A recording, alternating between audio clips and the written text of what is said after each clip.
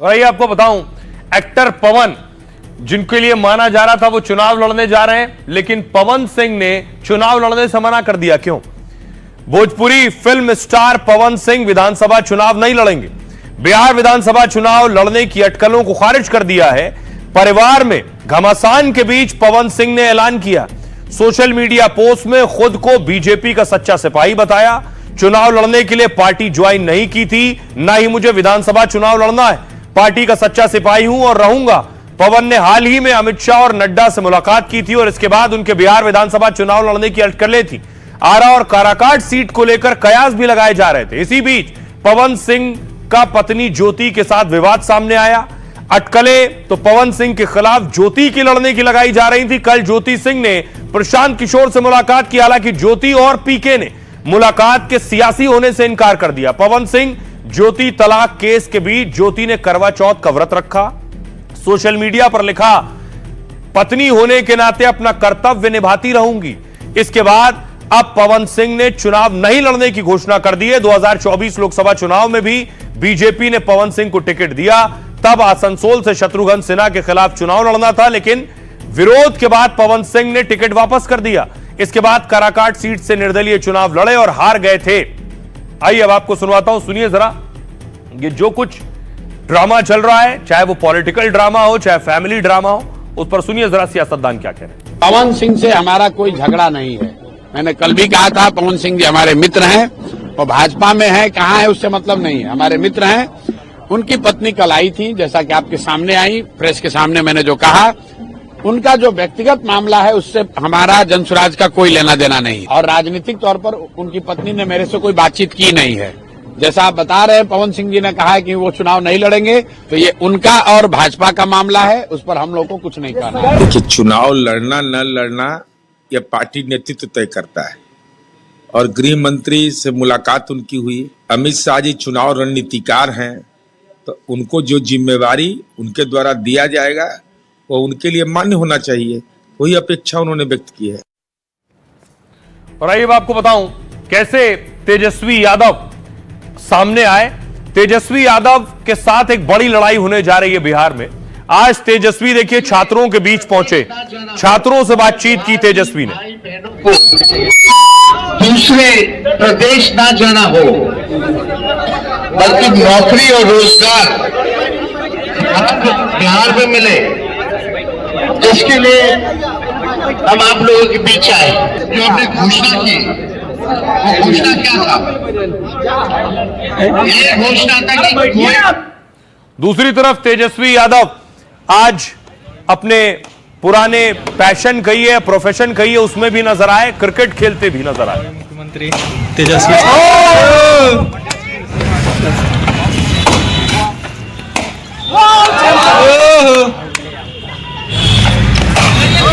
को उम्मीद है इस बार विधानसभा चुनाव में वो ऐसे ही चौके और छक्के लगा पाएंगे,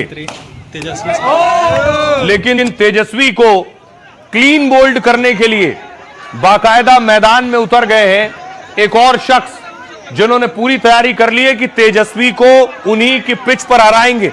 ये आप देख रहे हैं प्रशांत किशोर आज पहुंचे थे राघोपुर।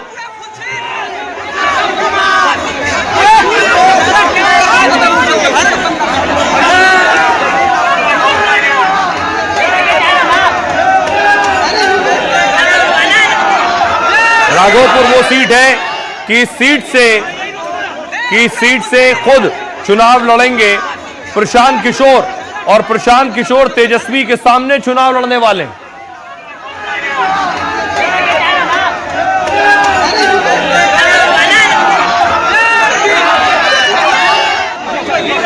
आपको क्या लग रहा है हम डरने वाले लोग हैं? डरने वाला आदमी यहाँ आता है। जनसुराज का प्रतिनिधि इस बार राघोपुर को इसकी राजनीतिक, सामाजिक और आर्थिक बंधुआ मजदूरी से मुक्त कराएगा। और तेजस्वी यादव की हिम्मत नहीं है कि वो एक जगह पर लड़े। एक जैसे खबर हुई है तुरंत कह रहे हैं कि हम 2 जगह से लड़ेंगे। या कहीं ना कहीं उनका जो हिलता हुआ आत्मविश्वास है वो दिखा रहा है कि अभी कोई घोषणा नहीं हुई है कि प्रशांत किशोर लड़ रहे हैं, और अभी से कह रहे हैं कि 2 जगह से लड़ेंगे कि 3 जगह से लड़ेंगे। अगर क्षेत्र के लोगों के लिए काम किया है तो डरने की क्या बात है। तो राघोपुर का दंगल बहुत दिलचस्प हो गया है। राघोपुर के दंगल में पीके प्रशांत किशोर बनाम तेजस्वी की लड़ाई हो सकती है। प्रशांत किशोर खुद राघोपुर से तेजस्वी को टक्कर दे सकते हैं। पहली लिस्ट जारी करने के बाद आज पीके राघोपुर पहुंचे। राघोपुर में विकास को लेकर पीके ने लालू परिवार को घेरा है। इस सीट से सीएम और डिप्टी सीएम चुनाव जीत कर आए हैं, लेकिन इलाके की गरीबी और पिछड़ापन दूर नहीं कर पाए। राघोपुर सीट से पीके के चुनाव लड़ने की अटकलें हैं। प्रशांत किशोर ने तेजस्वी पर तंज भी कसा। यहां राघोपुर में लड़ने की चर्चा से ही तेजस्वी दूसरी सीट तलाशने लगे हैं, पीके कह रहे हैं। पीके ने कहा तेजस्वी का हाल भी राहुल गांधी जैसा होगा। राघोपुर की जनता से मिलने के बाद वहां से लड़ने का फैसला करूंगा। पार्टी की केंद्रीय समिति की बैठक में पीके के नाम का ऐलान हो सकता है। वैशाली की राघोपुर सीट लालू परिवार का दरअसल गढ़ है। लालू इस सीट से 1995 और 2000 में चुनाव जीते। इसके बाद राबड़ी 3 बार इस सीट से चुनी गई। लालू राबड़ी के बाद तेजस्वी 2 बार यहां से विधायक बने और इस सीट से राबड़ी एक बार चुनाव हार भी चुकी। पीके के मैदान में उतरने से यहां मुकाबला दिलचस्प हो सकता है। आइए आपको सुनवाऊं, सुनिए जरा प्रशांत किशोर क्या कह रहे हैं इस पर। हमारे लड़ने की बात सुन के तेजस्वी यादव को राघोपुर छोड़ के भाग जाना है। मेरे आईडी में कुछ बताओ मत। 2 जगह से तो उनको लड़ना ही पड़ेगा। खाली ये चर्चा चल रही है कि प्रशांत किशोर जनसुराज वहां लड़ने आ रहा है तो तेजस्वी यादव दूसरी सीट खोज रहे हैं। उनका भी हालत वही होगा जो राहुल गांधी का अमेठी में हुआ। छोड़कर गए वायनाड तो अमेठी से ही हार गए। तो दिलचस्प लड़ाई होगी अगर प्रशांत किशोर और तेजस्वी यादव आमने सामने होते हैं, लेकिन एक लड़ाई सीट बंटवारे को लेकर भी चल रही है। तब से पहले देखिए एनडीए में बैठकों का दौर हुआ। बिहार पर एनडीए की बैठक हुई है। नड्डा के घर यह बैठक हुई जिसमें गृह मंत्री अमित शाह और बीजेपी के बड़े नेता पहुंचे।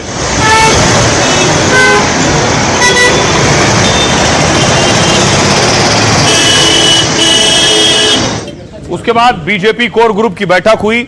विनोद तावड़े, धर्मेंद्र प्रधान, ये सारे नेता इस बैठक के लिए पहुंचे।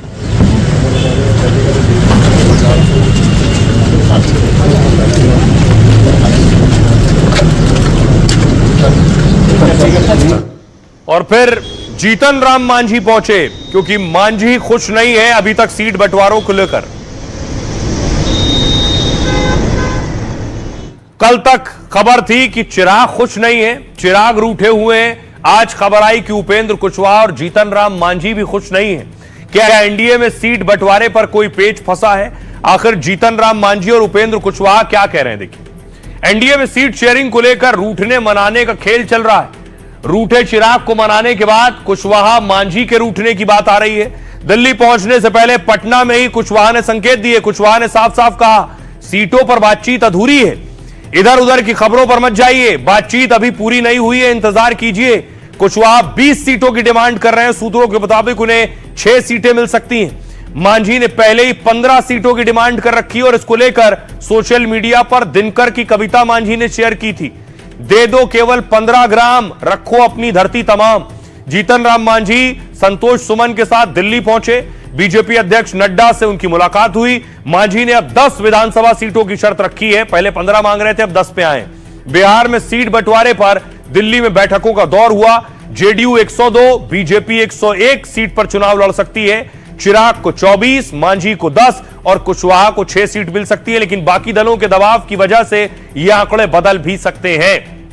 आइए सुनवा रहा हूं आपको, सुनिए जरा सियासतदान क्या कह रहे हैं। बातचीत पर सहमति के बारे में सहमति अभी नहीं बनी है, बातचीत अधूरी है, बातचीत का दौर जारी है। हम लोगों ने अपनी बात शीर्ष नेतृत्व के पास, जो भाजपा के शीर्ष नेतृत्व है, जो भी हम लोग से डायलॉग कर रहे हैं, उनके पास हम लोगों ने अपनी बात रख दी है। विकल्प हमारे पास खुले हैं, सभी विकल्प खुले हैं, क्योंकि आप लोग जानते हैं एक पुरानी कहावत है कि राजनीति में न किसी का कोई दोस्त होता है और न किसी का कोई दुश्मन होता है। बहुत सकारात्मक, बहुत अच्छी चर्चा हुई है और हमने हमारे राष्ट्रीय अध्यक्ष चिराग पासवान जी को बिहार विधानसभा चुनाव के अंतिम फैसला लेने के लिए अधिकृत कर दिया है।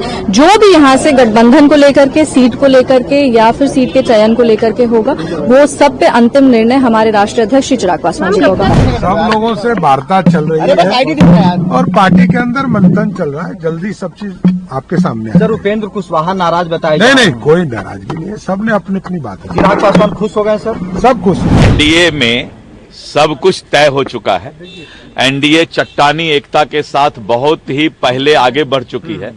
इसीलिए इसके बारे में मैं यही कहूंगा कि ये केंद्रीय नेतृत्व का अधिकार क्षेत्र में आता है, लेकिन ऑल इज वेल। एनडीए में जितने ज्यादा मुझे लगता है कि रस्साकशी हो रही है, हम लोग तो बहुत शांति से अपना काम कर रहे हैं। वहाँ पर तो सिर फटौल हो रहा है। चिराग कुछ बोल रहे हैं, मांझी कुछ बोल रहे हैं, कुशवाहा जी तो हमारी पार्टी में आ चुके हैं, तो वहाँ पे तो काफी रस्मकशा है। तो एनडीए नहीं, क्या इंडिया गठबंधन में भी यही हाल है सीटों को लेकर? देखिए क्या स्थिति है इंडिया गठबंधन में। महागठबंधन में भी सीट शेयरिंग को लेकर मारामारी है। 95% सीटों पर सहमति बन जाने का दावा है। 10 से 12 सीटों पर मामला अभी फंसा हुआ है। सीटों की अदला बदली को लेकर भी टकराव है। आज रात तक सहमति बनाने की कोशिश चल रही है। 1 से 2 दिन में आधिकारिक ऐलान हो सकता है। आरजेडी 134 से 135 सीटों पर लड़ सकती है।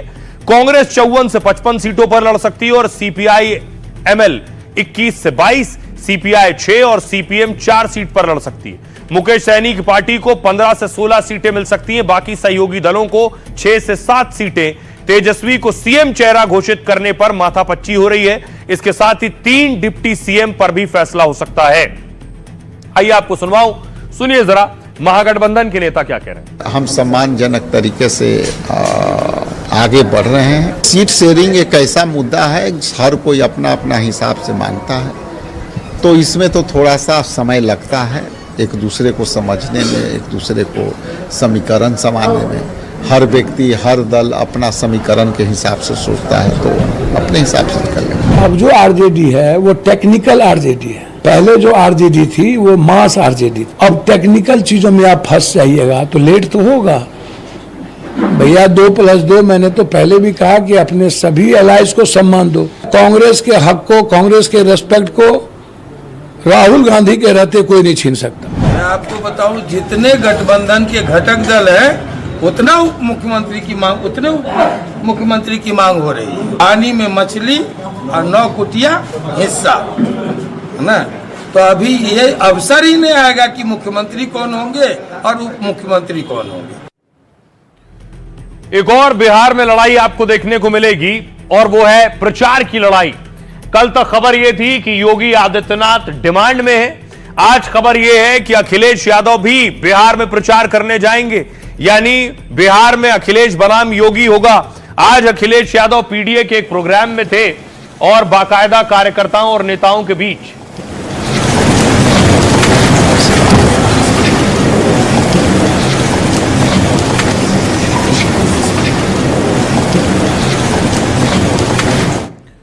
तो बिहार में भीषण लड़ाई होगी। यूपी के बाद अब बिहार में योगी अखिलेश आमने सामने। बिहार विधानसभा चुनाव में दोनों प्रचार करते दिखेंगे। अखिलेश जहां महागठबंधन के लिए चुनाव प्रचार करेंगे, वहीं सीएम योगी एनडीए उम्मीदवारों के लिए वोट मांगेंगे। राहुल की वोटर अधिकार यात्रा में भी अखिलेश गए थे। राहुल तेजस्वी के साथ मंच शेयर किया था। इसी दौरान अखिलेश ने बीजेपी पर जमकर हमला बोला था। उनका हम लोगों ने मिलकर बीजेपी को अवध में हराया था, इस बार बीजेपी हराने की मगध में आपकी जिम्मेदारी है। अखिलेश आरजेडी, कांग्रेस और लेफ्ट नेताओं के लिए वोट मांगेंगे। राहुल तेजस्वी के साथ रैली में भी मौजूद रह सकते हैं। दूसरी तरफ योगी की सीमांचल में सबसे ज्यादा रैली होगी। 2020 में भी योगी ने बिहार में धुआंधार प्रचार किया था। योगी ने तब 18 विधानसभा सीटों पर रैलियां की थी। इसमें से 13 सीटों पर एनडीए को जीत मिली थी। इस तरह योगी का स्ट्राइक रेट 72% यानी 72% था। तब दोनों गठबंधन में कांटे की टक्कर हुई थी। तब कांग्रेस 70 सीटों पर लड़कर 19 सीट जीत सकी। कांग्रेस का स्ट्राइक रेट 27% के करीब था। अगर कांग्रेस का स्ट्राइक रेट तब योगी की तरह होता तो 2020 में बिहार में महागठबंधन की सरकार बन जाती। आइए अब आपको सुनवाता हूं, अखिलेश यादव से सवाल पूछा गया, क्या वो बिहार जा रहे हैं? क्या कह रहे हैं सुनिए। भारतीय जनता पार्टी के लोग पीडीए से घबराए हुए लोग हैं। ये जाति समीकरण को अर्थमेटिक बोलते हैं। ये क्या शब्द है? ये जातिवादी जो व्यवस्था लागू करते हैं उससे बचने के लिए भारतीय जनता पार्टी ऐसे शब्दों का इस्तेमाल करती है। बिहार चुनाव में जहां बुलाया जाएगा हम लोग जाएंगे। महिलाओं को बराबर का अधिकार मिले, महिलाओं की शिक्षा को लेकर के हमेशा कदम उठाना चाहिए।